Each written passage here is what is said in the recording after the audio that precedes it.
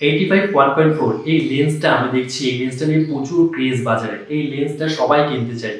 ৫ বছর ধরে এই লেন্সটা ইউজ করার পর এই লেন্সটা কি অতটাই ইম্পর্টেন্ট? পুরো ইভেন্ট কি পুরোটাই একটা লেন্স দিয়ে কভার করা সম্ভব? এই সমস্ত কিছু বিষয়, এই লেন্সটা কোন ক্ষেত্রে ভালো আর কোন ক্ষেত্রে ভালো না, এই সমস্ত বিষয়ে আজকের এই টিউটোরিয়ালটা তোমাদের কাছে শেয়ার করব।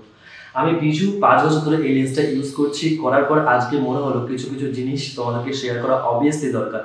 কারণ আমি যখনই কোনো ইভেন্ট কভার করতে গেছি তখনই দেখছি এই লেন্সটা দেখার পর অনেকের মধ্যে একটা মানে 85 1.4 বলছি না সবার ক্ষেত্রে হয়, বাট অনেকের ক্ষেত্রে এরকম হচ্ছে 85 1.4 মানে এমন একটা রিয়াকশন, মানে এটাই সবথেকে বেস্ট একটা কিছু।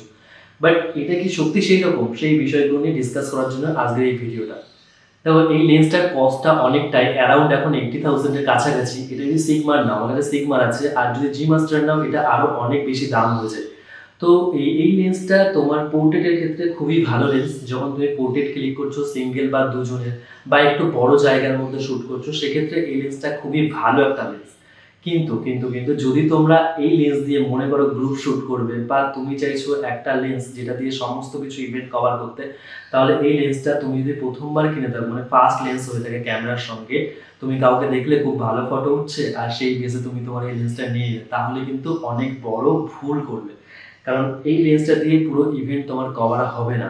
এই লেন্সটা দিয়ে খুব ভালো পোর্ট্রেট উঠবে, যেটা দেখিয়ে তুমি তোমার ক্লায়েন্টকে খুশি করতে পারবে। যারা একটু পোর্ট্রেট ফটোর প্রতি বেশি যেমন কোনো গার্লস ফটো বা কোনো single bride photo, single groom photo বা সিঙ্গেল কোনো বেবি ফটো, এই সমস্ত ক্ষেত্রে এই লেন্সটা পারফেক্ট। কিন্তু তুমি যখন কোনো ক্রিয়েটিভ কাজ করবে, ইভেন তুমি লক্ষ্য করবে অনেক বড় বড় যারা ইভেন্ট চালায় বা বড় বড় ওনার যারা বিভিন্ন রকম প্রোগ্রামে যারা ইভেন্ট কভার করে, তারা এই লেন্স থেকে বেশি অন্য কোনো লেন্স দিয়ে, মানে যেমন 35 28 এইরকম ওয়াইড লেন্সগুলো বেশি ইউজ করে ক্রিয়েটিভ ফটো তোলার ক্ষেত্রে, আর অনেক ক্রিয়েটিভ ফটো এতে ওঠে।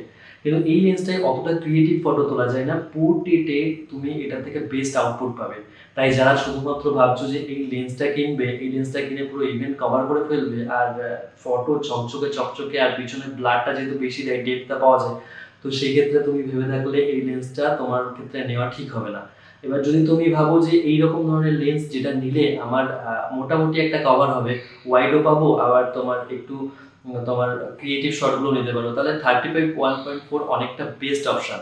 এই লেন্সটা একবার কিন্তু আমি বলছি না লেন্সটা খারাপ, কিন্তু তোমাকে বুঝতে হবে কোন পারপাসে এই লেন্সটা তোমাকে ইউজ করা উচিত। এই ভিডিওটা বানানো আজকের রিজনটা এটাই ছিল যে আমি অনেক ক্ষেত্রে ইভেন্ট কভার করতে গিয়ে যখনই এই লেন্সটা বের করছি তখনই এমন একটা ক্রেজ দেখছি সবার মধ্যে যে 85 1.4 একটা আলাদাই ব্যাপার।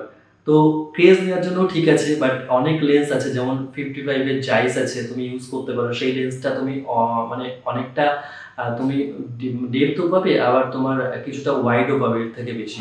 তো সেগুলো যদি তোমার পারপাস হয় আর সমস্ত ইভেন্ট কভার করা, তাহলে অবভিয়াসলি একটা ওয়াইড লেন্স কেনো। আর 35টা আমি এই কারণেই বলছি কারণ 35 এমন একটা লেন্স, এটা দিয়ে ভালো পোর্ট্রেটও বেরিয়ে যায়, আবার ওয়াইডও খুব সুন্দর বেরোয়। আর যদি তুমি খুব ওয়াইড কাজ করতে চাও তাহলে আরো ওয়াইড কিনতে হবে। আর তোমার যদি পয়সা বেশি থাকে তাহলে তুমি 85 35 55 এরকম তুমি যা খুশি কিনতে পারো। কিন্তু আমার আজকের ভিডিওটা বানানোর এটাই রিজন ছিল যে 85 যদি কিনে তুমি ভাবো যে পুরো ইভেন্ট কভার করবে বা 85 সব থেকে বেস্ট লেন্স যেটা তোমার সমস্ত কিছুর ক্ষেত্রে, তাহলে ভুল। 85 বেস্ট তখনই যখন একটু বড় জায়গা হবে আর কোনো সিঙ্গেলের ক্ষেত্রে, সিঙ্গেল ফটোগুলোর ক্ষেত্রে 85 ইজ বেস্ট অপশন। আর তাছাড়া 85 ততটা ইউজফুল হয় না, আমি ৫ বছর ধরে ইউজ করে দেখেছি।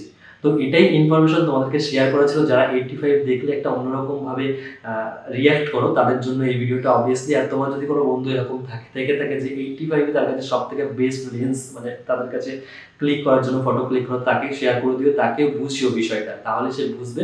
আর আই হোপ এই ভিডিওটা থেকে তোমাদের একটু হলেও ইনফরমেশন আসলো পেলে।